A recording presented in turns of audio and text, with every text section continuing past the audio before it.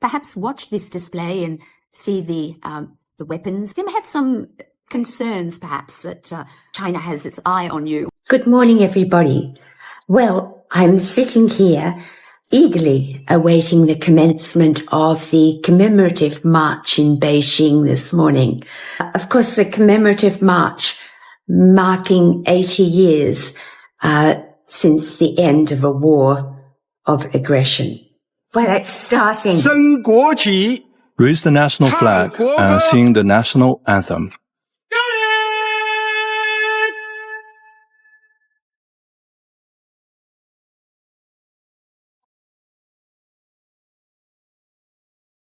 Very beautiful. I'm so touched by it. President Xi speaks of valor and tenacity, of good and evil, of peace versus war. He spoke of a shared future for humanity. He went on to speak about the eradication of the root cause of war and that we should focus on the good, working together to make a better world and to bequeath a better world to those who come to walk in our footsteps. This was a very powerful, well-crafted and meaningful speech, which will pass down to future generations as a shining example of the desire for humanity to turn the boat around and sail in a peaceful and harmonious direction. So the inspection begins. The heroic Liberation Army for party, for people. The military on display today are disciplined, physically and mentally fit and immaculate in their presentation. And look, the street is immaculate. Everything's immaculate. Such precision and agility. China as a peacekeeping force, a peace-loving nation. 26 helicopters bearing the Chinese flag and carrying banners, justice, peace, the people. A solemn proclamation, thousands of troops, hundreds of aircraft, incredible precision, credible organization, the technological advancement to be applauded. It's really, really so incredibly impressive. Serving the people. That's an important message for all leaders. No matter what level of government, you are the people's servants. You serve the people. This is such an inspiring display of unity. Thank you, President Xi. Thank you, the people of China, for setting a new benchmark, opening up a door to a new roadway, a peaceful and harmonious roadway. When there's problem, let's sit around the table and sort it out. Peace will prevail. We won't be intimidated by bullies.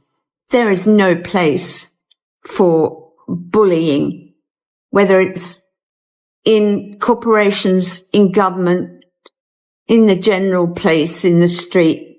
When people from outside China who haven't visited China perhaps watch this display and see the weapons and the extraordinary discipline of the armed services, they may have some concerns, perhaps, that China has its eye on you. To the contrary, one must look at history, the history of China. China has been a peaceful country.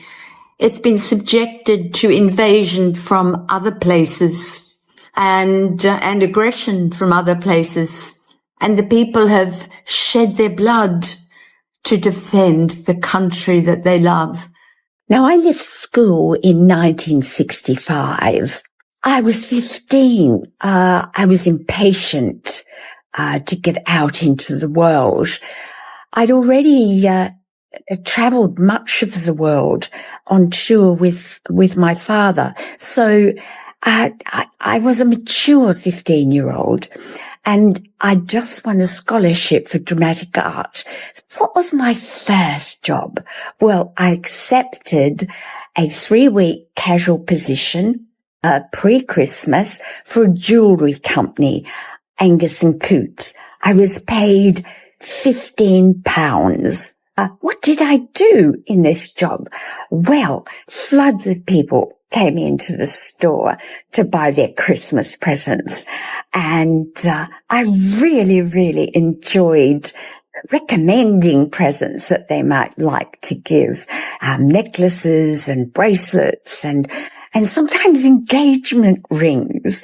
I really enjoyed the retail experience.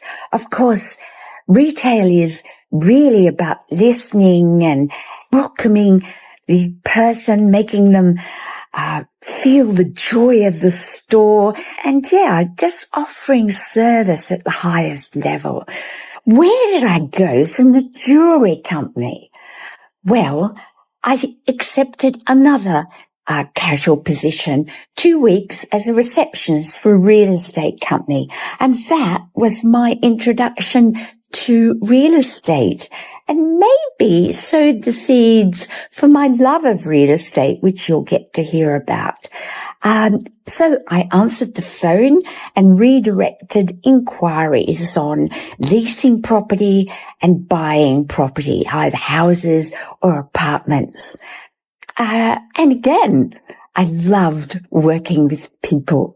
In February 1966, the dollar system, the decimal system, came into operation. So pounds, shillings and pence were out the window, and in came the decimal system. So I was paid in dollars and not in pounds. Where did I go from my casual position in the real estate company? Well, I accepted a full-time position as a receptionist for DuPont Chemicals. And really my role was to welcome people and to redirect calls to the right person within the company. And they were a great team to work for. I learned something of the chemical industry.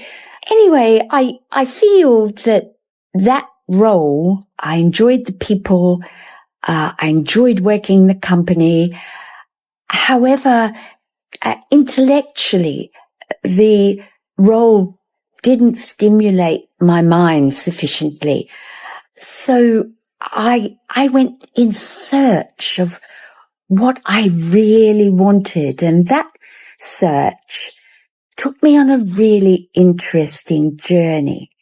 So here at North Shenzhen station, we have an incredible Pullman hotel and a magnificent square, which is fabulously landscaped.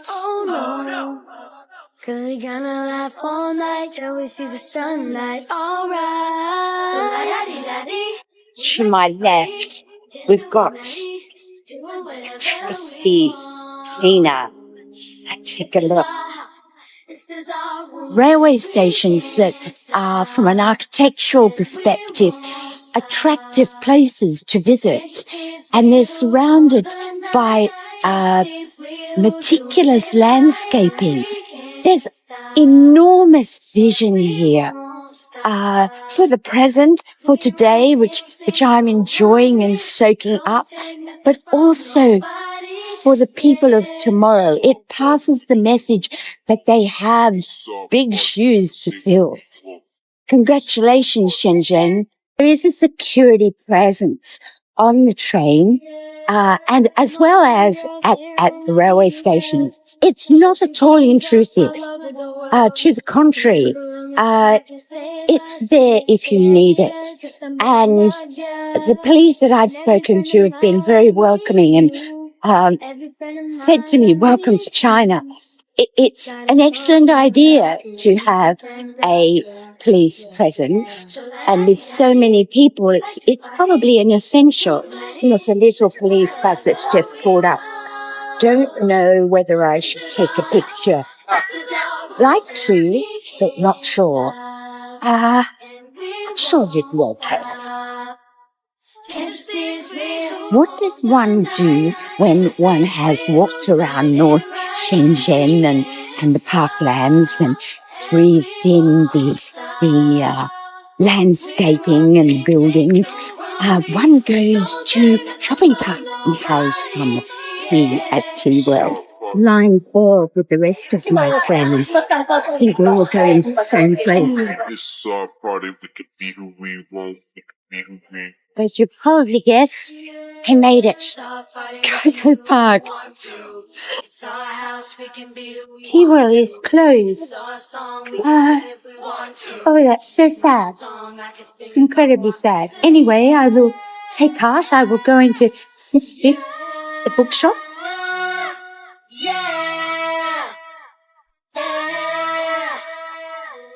And we can't stop. And we won't. What you say to yourself when you're crossing the road is walk in straight line. Don't move either side. Don't look behind. Just keep going. Now, while I was in Shenzhen, a few of my friends were having difficulty with some English words, much as I was having a great deal of difficulty with Mandarin, as you all know. And you were so kind to me by laughing and, appreciating my sign language. Anyway, one of those words was sewer, or sewer, or shore. So let's have a look at these words. What's sewer? Well, sewer is spelt S-E-W-E-R, and sewer is an underground conduit for the carrying of drainage water and waste matter. So then, of course, we have the word sewer, which is actually spelt the same way, S-E-W-E-R. Now, isn't that confusing? But a sewer, or a sewist, or a seamstress, or a tailor, or a quilter is someone who sews garments. Now, there's also a sower, S-O-W-E-R, and a sower is someone who sits on a tractor and sows seeds. So the English language is difficult, isn't it? Now, the other word everybody seems to have a difficulty with is sewer. Now, it's not sewer, and it's not shore. It's sewer. It's very soft, sewer. And it can be used like this. I'm sure I've seen that dress before. Or I'm sure I made the right choice when I went to university. Or I'm not sure you can park your car in this space. So sewer, not sewer and not shore. Shore has a sh sound. Sewer has a very soft s sound. That's the distinguishing factor.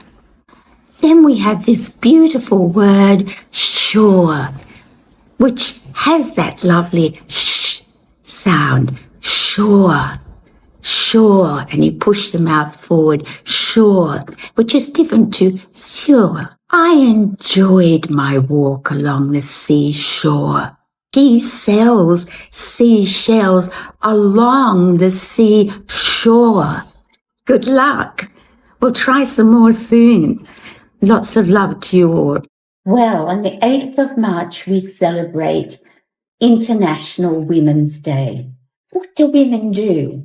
Well, they do just about everything. They keep the world spinning around. They bear children. They suckle children at their breast. They look after children. They do the washing and the ironing, and they stand in the front line as nurses, as doctors, dentists, all kinds of things. But of course, that wasn't always the case. Women have had to fight very hard indeed for equal rights. And it's been a long fight.